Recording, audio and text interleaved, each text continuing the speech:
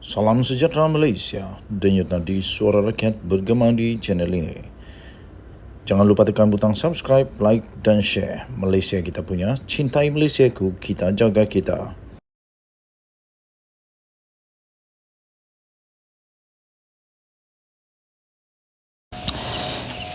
Salam sejahtera Malaysia, denyut nadi suara rakyat bergema di channel ini. Berita terbaru yang pastinya mengejutkan seluruh Malaysia, terutamanya Sanusi Madnor. SPRM sahkan siasat Menteri Besar isu REE. Berita penuh. Kuala Lumpur, Suruhanjaya Pencegahan Rasuah Malaysia, SPRM, mengesahkan telah membuka kertas siasatan berhubung dakwaan penyelewengan dan penyalahgunaan kuasa membabitkan seorang Menteri Besar dalam isu perlombongan unsur nadir bumi REE yang dipercayai telah dilakukan secara tidak sah serta menyebabkan kerugian kepada kerajaan negeri. Menurut sumber, isu perlombongan haram dan kerugian hasil bumi ini diadukan oleh beberapa pertubuhan bukan kerajaan pada bulan Mac yang lalu dan penduduk di kawasan terbabit. Katanya baru-baru ini beberapa individu telah tampil dan membuat aduan rasmi kepada SPRM bagi menyiasat isu salah guna kuasa dan rasuah yang membabitkan seorang Menteri Besar hasil selepas satu surat tular berkaitan permohonan kuota pekerja asing kepada Kementerian Dalam Negeri yang kononnya bagi projek usaha sama antara kerajaan negeri dengan sebuah syarikat tempatan dari China. Katanya, sebelum itu, dia berkata SPRM pernah membuka kertas siasatan berhubung isu perlombongan haram REE itu pada tahun ini, pada awal tahun ini, dan dikatakan sudah memanggil beberapa saksi, namun tidak diketahui sejauh mana kertas siasatan itu berjalan. Sementara itu, Timbalan Ketua Pesuruhjaya Operasi SPRM iaitu Datuk Seri Ahmad Qusairi Yahya ketika dihubungi mengesahkan beberapa kertas siasatan telah dibuka mengikut Seksyen 17A dan Seksyen 23 Akta Suruhanjaya Pencegahan Rasuah Malaysia 2009. Ia termasuk kertas siasatan yang dibuka pada Mac yang lalu. Bagaimanapun, beliau enggan untuk mengulas lanjut ketika ditanya adakah SPRM akan memanggil Menteri Besar terbabit dalam masa terdekat.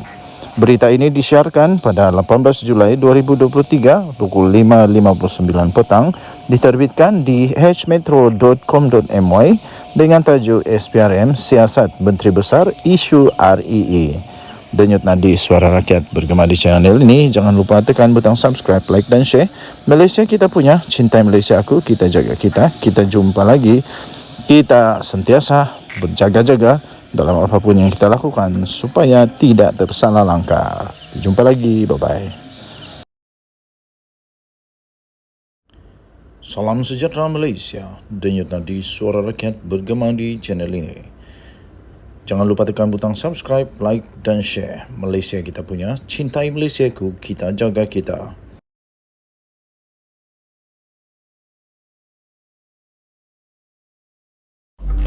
Salam sejahtera Malaysia, denyut nadi suara rakyat bergema dengan channel ini. Susulan daripada kenyataan-kenyataan yang cukup pedas dan tak berpuas hati daripada Sanusi kerana dia telah ditangkap, ditahan dan bakal boleh dimasukkan penjara, didenda kalau dia kalah dan didapati bersalah. Dia pun mengatakan banyaklah macam tak boleh bersuara lah, apalah, macam-macam lagi lah. Akhirnya seorang yang memang terkenal di seluruh Malaysia membuat satu soalan untuk Sanusi. Soalan yang Sanusi memang susahlah mau jawab ini. Cuba Sanusi jawablah. Sanusi jawab dan semua pemimpin Perikatan Nasional jawablah. Fahami soal Sanusi. Masa PN dulu, waktu PN memerintah, ada kebebasan bersuara ke? Daripada Malaysia kini, 18 Julai. Pereka grafik yang terkenal, yang selalu ada kontroversi, Fahmi Reza menyindir Muhammad Sanusi Madnor. Selepas Menteri Besar sementara Kedah itu mendakwa kononnya negara kita ini tidak lagi mengamalkan kebebasan bersuara. PAMI mengulas dakwaan Sanusi pada hari ini yang mendakwa kerajaan menggunakan agensi penguatkuasaan, termasuklah polis, untuk menutup mulut pengkritiknya. Katanya, lepas kena dakwat kat mahkamah tadi, kamu kata tiada kebebasan bersuara di Malaysia. Cuma nak tanya, katanya, masa kerajaan Perikatan Nasional memerintah dulu, ada kebebasan bersuara ke? Katanya dalam hantaran di Facebook. Fahmi mengingatkan Sanusi, dalam tempoh 6 bulan, dari Mac sehingga September tahun 2021, dia pun telah ditahan polis di bawah akta hasutan dan dikehendaki hadir ke balai sebanyak 7 kali untuk disuruh siasat. Katanya pada masa itu dia didakwa di mahkamah kerana menyiarkan poster satira yang mengkritik PAS. Tak malu ke, katanya, lepas dah kena tangkap, dah kena dakwa atas bawah atas hasutan, baru sekarang kamu nak melalak pasal ketiada kebebasan bersuara di Malaysia? Lawaklah, katanya. Terdahulu Sanusi mendakwa Malaysia tidak lagi mengamalkan kebebasan bersuara selepas dia dihadapkan dengan 2 pertuduhan kerana mengeluarkan kenyataan menghasut. Bercakap kepada pemberita di luar Mahkamah Session Selayang, Sanusi mendakwa pendakwaan terhadapnya juga membuktikan kerajaan takut. Katanya, nampaknya di Malaysia ini tak boleh cakap apa-apa. Kalau di medan politik, biasalah orang selesaikan masalah politik dengan memberikan hujah balas. Tapi di Malaysia pada hari ini, kerana kita ada kerajaan yang takut, dia guna polis untuk tahan atau sekat ucapan kita, katanya. Tambahnya, semua agensi awam akan digunakan untuk menyekat perkembangan dan kehangatan perbincangan rakyat, katanya lagi. Tuan-tuan dan puan-puan, saya fikir Sanusi tak faham. Dia memang patut untuk ditahan akta hasutan, sebab kalau dia baru mengkritik orang-orang politik, okey, boleh terima, tak ada masalah. Kritiklah Anwar, tak ada masalah. Kritiklah Mahathir kah, kritik Hadi Awang kah, Muhyiddin kah, itu biasa. Tapi yang tak biasa ialah apabila mengkritik, mempersoalkan, memperlekehkan, menghina Raja-Raja Melayu, mempersoalkan yang di Pertuan Agong. Ini bukan hal biasa, Sanusi. Ini hal biasa ni, seperti si Fahmi tadi tu, yang dia kata dia pun pernah ditahan oleh polis hanya kerana dia mengkritik PAS. Dia ditahan kerana hanya mengkritik PAS. Tapi itu pun dia ditahan dan disiasat. Yang ini mungkin okey lah, boleh dipersoalkan. Tapi untuk menghina, mempersoalkan, memperlekehkan Raja-Raja Melayu, apa data lagi untuk di Pertuan Agong, memang kamu salah besar, Sanusi. Denyut Nadi Suara Rakyat bergema di channel ini. Bye-bye. Salam sejahtera Malaysia. Denyut Nadi Suara Rakyat bergema di channel ini. Pengundi kini wajib tolak Sanusi dan parti yang diwakilinya. Ini satu ulasan terbaru yang memang cukup menarik, cukup istimewa untuk dikongsikan daripada Sahabuddin Hussein, sahabuddin.com.net. Pengundi kini wajib tolak Sanusi dan parti yang diwakilinya. Setelah berhari-hari cuba mempertahankan keceluparan dan kebiadabannya terhadap Raja-Raja, Menteri Besar Kedah Sanusi Madno akhirnya bertemu buku dengan ruas apabila dia didakwa di mahkamah atas 2 pertuduhan di bawah akta hasutan. Tuduhan pertama kerana menghasut berhubung pelantikan Menteri Besar Selangor oleh Sultan Selangor, dan tuduhan menghasut kedua berikutan tindakan yang mempertikaikan penubuhan kerajaan perpaduan selepas PR15 yang lalu yang telah dititahkan sendiri oleh yang di Pertuan Agong. Berdasarkan kedua-dua pertuduhan itu, Sanusi didakwa telah melakukan perbuatan yang mempunyai kecenderungan menghasut dengan menyebut perkataan-perkataan yang mempunyai maksud untuk membangkitkan perasaan tidak setia terhadap raja-raja. Kedua-dua pertuduhan dikemukakan terhadapnya mengikut Seksyen 4-1-A Akta Hasutan 1948 dan boleh dihukum mengikut Seksyen 4-1 Akta yang sama yang membawa hukuman denda sehingga RM5.000 atau penjara maksimum 3 tahun atau kedua-duanya jika sabit kesalahan. Apa yang nyata, kedua-dua pertuduhan yang dihadapkan kepada Sanusi itu adalah berdasarkan kepada kesalahan yang dikira amat berat telah dilakukannya, yaitu cubaan membangkitkan perasaan tidak setia kepada raja. Sebagai pemimpin Melayu Islam di negara ini, Sanusi sendiri adalah ketua sebuah kerajaan negeri yang mempunyai raja, bahkan kedudukan raja-raja sudah termaktub dalam Perlembagaan Persekutuan. Apa yang dilakukan oleh Sanusi itu selain tidak wajar, tetapi juga tidak boleh diterima oleh siapapun sama sekali. Jika inilah perangai dan kelakuan pemimpin ini yang ada di negara ini, sementara pula beliau adalah mewakili PAS, sebuah parti yang mendakwa memperjuangkan Islam, maka siapa lagi yang mahu menghormati dan mendaulatkan raja-raja kita? Kalau tiada raja-raja juga, siapa lagi mau melindungi kita semua? Sebab itu, pertuduhan yang dikenakan kepada Sanusi adalah tepat dan wajar, agar ia menjadi pengajaran kepada seluruh rakyat negara ini. Dalam hal ini, titah Sultan Selangor semalam yang menyatakan isu Sanusi masih belum selesai walaupun setelah Pesuruhjaya PAS Negeri menghadap Baginda haruslah menjadi renungan dan pedoman yang berpanjangan kepada seluruh rakyat Malaysia.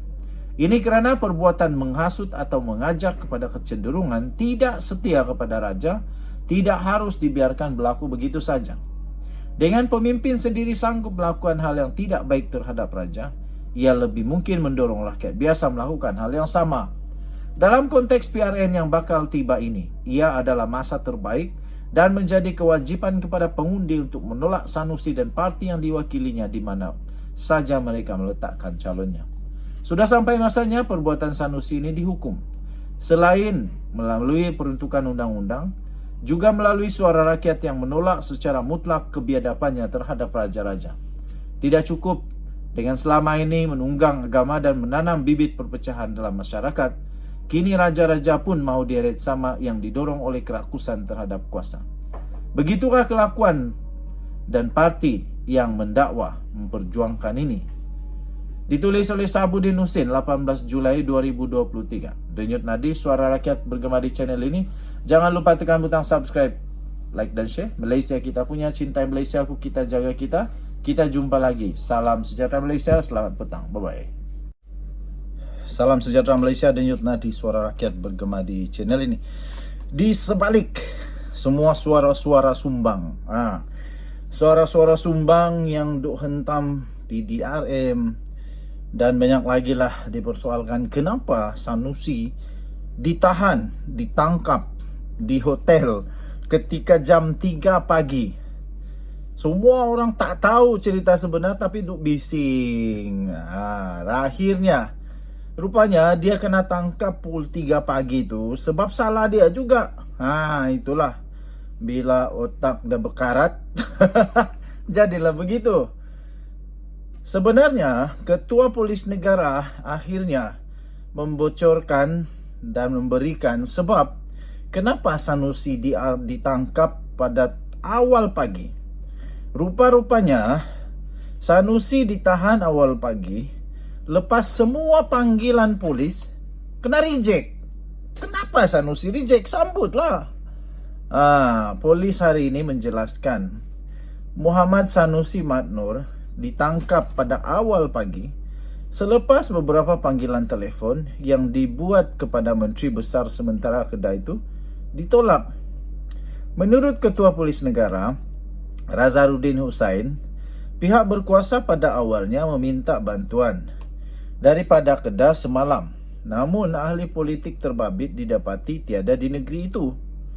Kemudian katanya mereka mendapat tahu Sanusi akan hadir dalam satu program bersama Astro Awani pada 10 malam. Namun pemantauan yang dibuat mendapati tiada kelibat Sanusi pula di situ. Jadi memanglah bikin takut lah.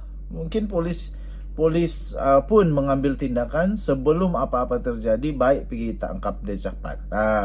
Justeru usaha menghubungi Sanusi bagi memaklumkan keperluan dia untuk hadir di mahkamah telah dibuat melalui telefon, tetapi ia tetap gagal apabila semua panggilan berkenaan ditolak.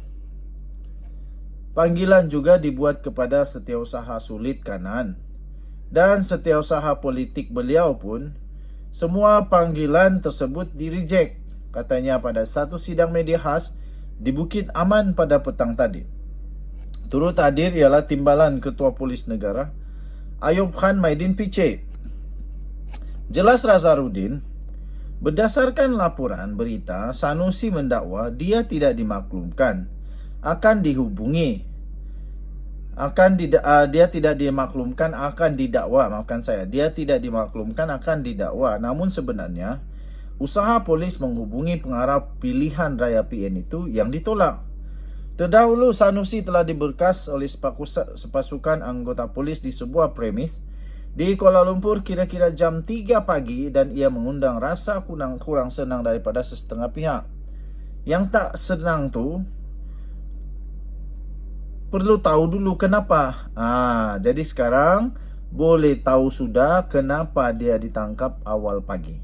Semalam media melaporkan watak utama yang sering muncul dalam ceramah politik PN itu akan didakwa ekoran kenyataannya yang menyentuh isu Raja-Raja Melayu.